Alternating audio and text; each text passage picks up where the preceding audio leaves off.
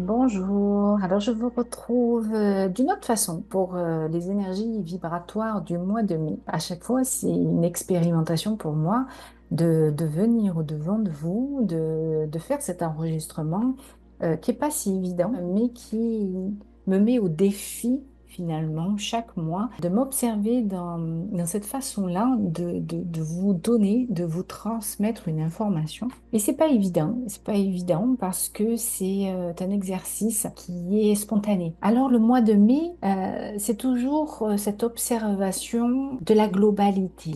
C'est-à-dire, comment est composé le mois? Il est composé de chiffres qui sont ensemble, de calculs que je fais au cours de chacune de ces semaines et la vibration qui est donnée, la vibration, l'état d'être qui est donné dans chacune de ces semaines et donc dans ce soutien global qui est le mois de mai. Alors le mois de mai, on est sur un mois qui porte le chiffre 5. Donc on est sur un équilibre, on est sur un mois qui porte une alchimie particulière de transformation, de changement d'état justement, changement d'état, mais quelque chose qui concerne beaucoup aussi la santé. C'est vraiment la possibilité qui nous est donnée au cours de ce mois de nous transformer de l'intérieur, de voir, d'avoir la possibilité de voir ce qui se joue et qui a besoin de renouveau. Alors je mets en lien aussi la période dans laquelle nous sommes, et c'est une période qui est très constructive, puisque dans la tradition chrétienne, on est dans cette octave de Pâques. Une octave de Pâques, c'est ce moment entre la résurrection, donc ce moment de renouveau en Jésus-Christ, c'est ce moment où le passage sur la croix nous donne euh, une porte, une porte dans notre empathie, compassion, dans ce changement entre l'avant et l'après. Et il y a une sorte de sanctification par ce passage de la croix. Nous avons depuis, en fait, qu'on y croit ou qu'on n'y croit pas, en tout cas, c'est l'énergie, la vibration qui est donnée au monde. Et il y a cette référence de Jésus-Christ à chaque fois dans les datations. Donc, c'est vraiment important de tenir compte de ces énergies-là parce que elles sont des pures informations qui peuvent nous aider, nous, dans nos processus intérieurs. Alors, le mois de mai, c'est un processus d'alchimie, c'est un processus de transformation, d'équilibre, voire thérapeutique, voire guérison. On va cheminer comme ça, dans cette octave de Pâques, entre résurrection et Pentecôte, donc il y a 50 jours, où on va intégrer ce qui nous a été donné finalement de construire depuis le début de l'année, depuis le mois de janvier, depuis ce mois 1, où on a initié pour certains certaines choses. On s'est mis en relation au mois de février. On a créé des liens au mois de mars. On a posé une fondation au mois d'avril. Et puis là, au mois de mai, on a cette capacité. La capacité de faire une transformation qui est fondée, qui est basée sur quelque chose qui a été vu, quelque chose qui a été travaillé. C'est aussi le mois de Marie dans la tradition chrétienne. C'est un mois de pureté. C'est un mois qui est sous le signe justement de cette foi intense, de cet archétype de Marie qui est la compassion à l'état pur. On a énormément d'informations qui nous accompagnent pendant ce mois. Puis il y a aussi, toujours dans la tradition chrétienne, l'ascension. L'ascension qui sera à la fin du mois de mai. Et cette ascension, elle parle de l'ascension du Christ, mais c'est vraiment notre ascension intérieure. Notre ascension intérieure qui est vraiment conséquente et qui découle de ce qui se sera passé tout au long de ce mois de mai dans cette alchimisation intérieure, dans cette transformation intérieure. Je disais que le mois de mai, c'est un mois 5. Donc, je vous ai expliqué ce que c'était. On est dans une année 9, 2025, une année qui termine un cycle qui a commencé en 2016. Alors, voyez-vous, intérieurement, dans votre rétrospective 2016 et 2025, donc c'est 9 années, qu'est-ce qui s'est passé pour vous?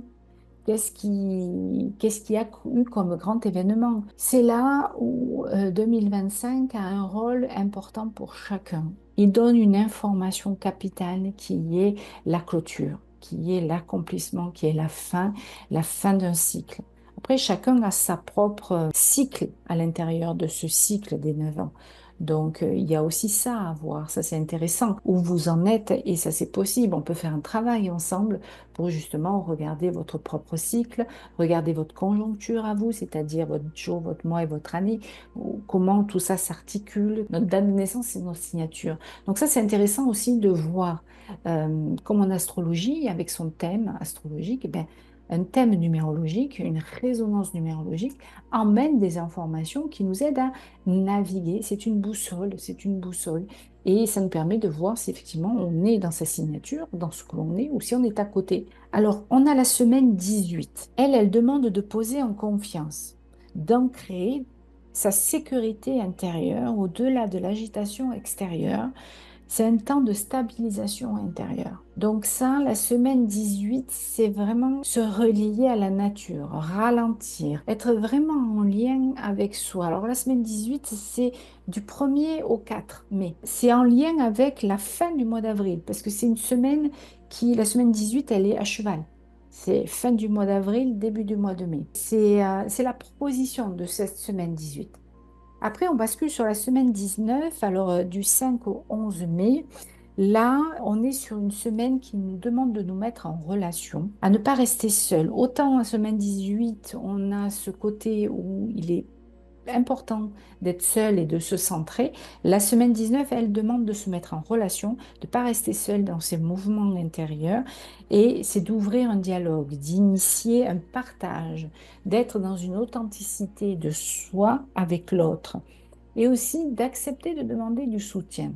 C'est important de voir nos faiblesses, de voir qu'effectivement, à un moment donné, on peut avoir besoin de l'aide d'une main tendue.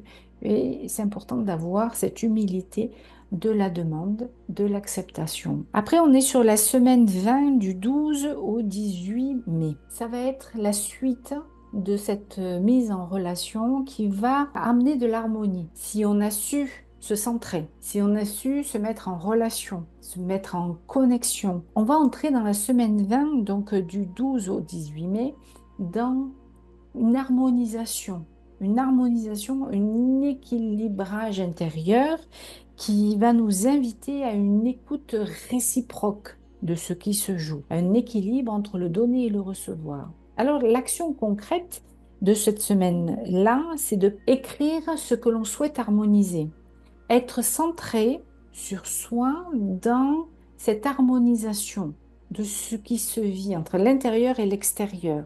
Et puis mettre acté par écrit justement ce qui est perçu pour être validé, acté et mis en vie. Après, on bascule sur la semaine 21 et là, on est du 19 au 25 mai. Il y a une transformation. Elle, c'est une semaine qui parle concrètement des liens qui peuvent se créer et se transformer.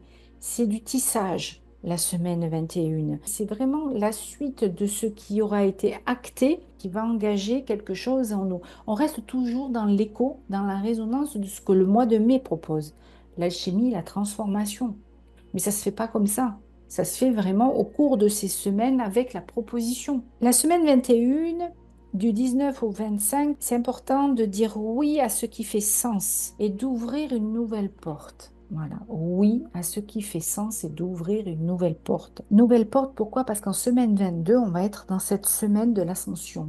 L'ascension, donc le parallèle avec la tradition chrétienne, c'est-à-dire vraiment qu'est-ce qui s'élève en nous. Et pour que ça puisse s'élever, il faut que ça soit ancré. C'est un paradoxe, mais pourtant, dans la symbolique, c'est exactement ça qui est demandé. C'est qu'est-ce qui s'est ancré en nous, qui permet la transformation, qui va pouvoir s'élever en conscience de manière à être infusé de l'intérieur vers l'extérieur et d'avoir se donner et se recevoir dans un flux qui s'équilibre, qui est harmonieux et qui est divin. C'est notre code, c'est notre résonance entre l'univers, la nature et nous, où on est complètement acteur acteurs de nos vies, acteurs de ce que l'on fait, acteurs de ce que l'on est. Et c'est ce processus qui s'engage de passer à l'action en semaine 22, du 26 au 31. Et là, on a le 31 qui est le samedi, le 31 mai. Et le 1er juin, c'est le dimanche. Donc, on a vraiment toute une semaine. On n'a qu'un jour, le dimanche, qui bascule sur l'énergie du 6 du mois de juin. Donc là, c'est important de l'action concrète dans la matière, concrétiser un projet ou un changement intérieur vécu pour permettre cette élévation. C'est toujours de la symbolique. C'est important de se l'approprier, s'approprier le sens, s'approprier les liens pour créer notre réalité avec ce qui a été vu en conscience en nous. On baigne tous dans un temps, dans un espace, et dans ce temps et dans cet espace, il nous est donné des informations. Ces informations, c'est ce qu'on en fait. On en fait quoi? On en fait de l'alchimie intérieure. Je vois quel défi j'ai, quel soutien j'ai à l'intérieur de moi et comment je peux mettre en vie tout ce qui m'est proposé pour me transformer, pour m'alchimiser, pour m'élever et pour être au plus près de ce que je suis intérieurement de façon à être dans une fluidité de vie, dans une harmonisation, dans une vision qui me permet d'avoir le recul nécessaire pour m'observer et pour prendre les décisions adéquates et être ce que je fais pour faire ce que je suis. C'est vraiment ça, ce qui est important. Alors, je reviens un peu sur cette ascension du... Alors, elle aura lieu le 29 mai. J'ai noté, parce que ça, c'est important que je le lise, la fête chrétienne de l'ascension, c'est le 40e jour après Pâques. Il se vit cette année dans la semaine 22, une vibration de maîtrise et de concrétisation spirituelle. L'ascension symbolise la montée du Christ vers les hauteurs, le retour à la source et marque un passage entre l'humain divinisé et la dimension céleste. Il y a une citation de Jean 12, 32 qui dit « Et moi, quand j'aurai été élevé de la terre, j'attirerai tous les hommes à moi. » Cette parole du Christ rappelle que l'élévation personnelle est aussi une invitation à élever collectivement la conscience. C'est un appel à incarner la porte, ce passage intérieur entre deux mondes, deux états d'être. Voilà, en semaine 22, l'énergie soutient l'incarnation de cette élévation. Ce que nous avons à traverser dans les semaines précédentes peut maintenant s'actualiser. C'est pour ça que c'est important de matérialiser nos choix, de les acter dans la matière, nos engagements, nos postures. Voilà, donc ce mois de mai, ben, il a toute cette proposition dans toute cette énergie, toutes ces informations qui circulent qui sont puissantes et fortes, hein. On est vraiment dans un passage, dans une octave qui est fort de sens, de liens et de possibilités pour chacun d'entre nous. Et puis, un beau mois de mai. Je mets en description tout ce que je vous ai dit. Comme ça, vous aurez des repères au cours des semaines avec les actions concrètes que je rappelle pour chaque semaine. Voilà, chacun y trouve son écho, chacun y fait sa vérité pour créer sa réalité.